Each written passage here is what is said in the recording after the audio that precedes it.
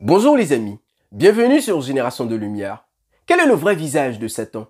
Allons dans les Saintes Écritures et soyons éclairés.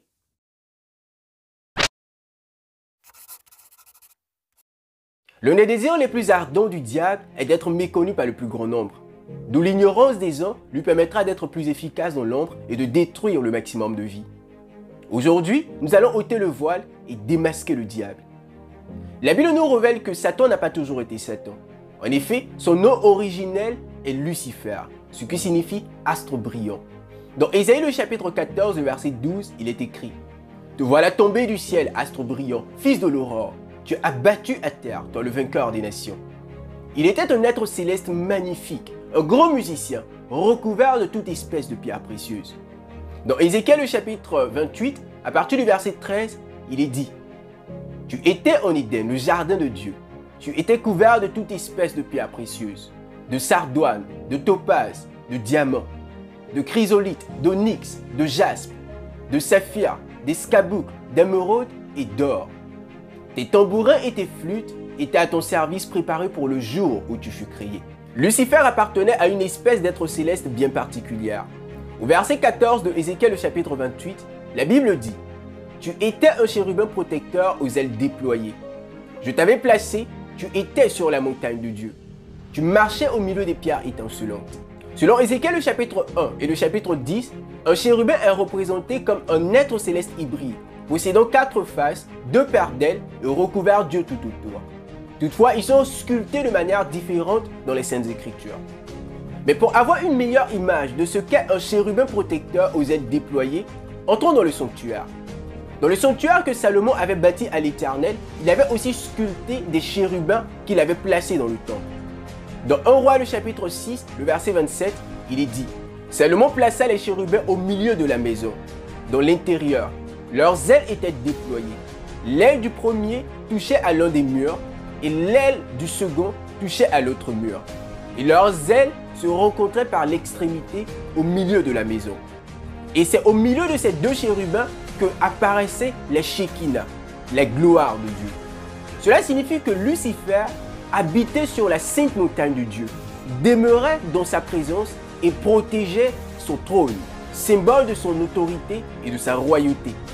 Par conséquent, lorsque Dieu créa Lucifer, il était un être totalement pur et sans tache.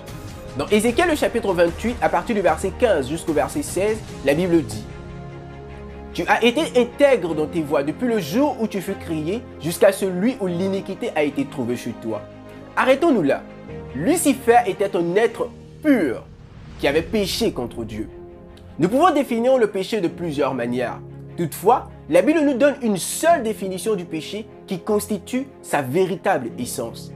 Dans 1 Jean le chapitre 3, le verset 4, il est écrit « Quiconque pêche transgresse la loi, et le péché est la transgression de la loi. » Lucifer avait transgressé la loi de Dieu. En effet, il avait transgressé le 9e commandement. Dans Jean le chapitre 8, le verset 44, Jésus l'identifie comme le père du mensonge. Il avait aussi transgressé le 1er, le 2e et le 3e commandement. Écoutez ce que lui-même dit dans Ésaïe le chapitre 14, du verset 13 au verset 14. « Tu disais en ton cœur, je monterai au ciel. J'élèverai mon trône au-dessus des étoiles de Dieu. Je m'assiérai sur la montagne de l'assemblée, à l'extrémité du septentrion. Je monterai sur le sommet des nues. Je serai semblable au Très-Haut. » Lucifer s'était rébellé contre le gouvernement céleste. Et selon Apocalypse chapitre 12, verset 7, il eut guerre dans le ciel. D'un côté, Lucifer avec le tiers des anges et de l'autre côté, Michael, qui n'est nul autre que Jésus-Christ avec le reste des anges. À l'issue de ce combat, Jésus et ses anges remportèrent la victoire et Satan fut précipité du ciel. D'où Jésus lui-même dit dans le livre de Luc le chapitre 10, le verset 18, « Je voyais Satan tomber du ciel comme un éclair. » Depuis lors, Lucifer est appelé le grand dragon, le serpent ancien, le diable, Satan. Cela signifie-t-il que son apparence magnifique et puissante a changé? Adam et Ève avaient péché contre Dieu, mais leur apparence extérieure n'avait nullement changé. Saül avait transgressé la loi de Dieu et avait été rejeté. Cependant, son apparence extérieure était restée la même. Abraham était devenu Abraham, mais son apparence extérieure n'avait nullement varié. Saul était devenu Paul, mais à l'extérieur, il était toujours le même. Dans les Saintes Écritures, le nom est révélateur de caractère et de position spirituelle. Les noms que remet Satan aujourd'hui sont révélateurs de son véritable caractère. Par exemple, Satan, ce qui signifie l'adversaire ou l'ennemi juré du bien. Écoutez ce que Don Stewart, évangéliste pentecôtiste, a à dire.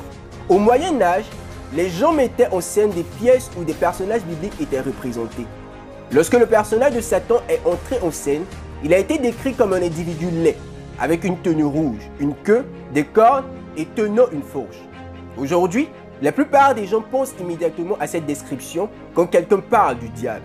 Cependant, ce n'est pas ainsi que la Bible décrit ce personnage. Selon Luc le chapitre 24, le verset 38 et Hébreux le chapitre 1, le verset 14, Satan et ses anges sont des esprits. Par conséquent, ils n'ont pas de corps physique. Dans 2 Corinthiens le chapitre 11, le verset 14, la Bible nous fait comprendre qu'il se déguise en ange de lumière afin de tromper le plus grand nombre. Son objectif ultime est de renverser le gouvernement céleste, de dérober tout ce que Dieu a créé, d'égorger tous ceux-là qui refusent de s'allier à lui et de mener le plus de personnes à la destruction éternelle. Pour atteindre son objectif, Satan pousse l'homme à transgresser la loi de Dieu, en leur faisant des suggestions comme il a fait à David ou en passant par la possession démoniaque afin d'utiliser l'homme comme médium pour atteindre ses objectifs ténébreux. Satan ne peut pas lire nos pensées, mais il peut voir nos actions, entendre nos paroles. Et de sa longue connaissance de la famille humaine, il peut façonner ses tentations pour profiter de notre faiblesse de caractère. Dans 1 Pierre le chapitre 5 le verset 8, il est dit « Soyez sobres et veillez. Votre adversaire le diable rôde comme un lion rugissant, cherchant qui il dévorera. »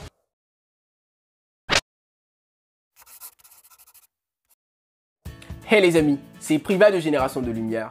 Cette étude était la deuxième étude de la série intitulée L'Histoire de la Rédemption.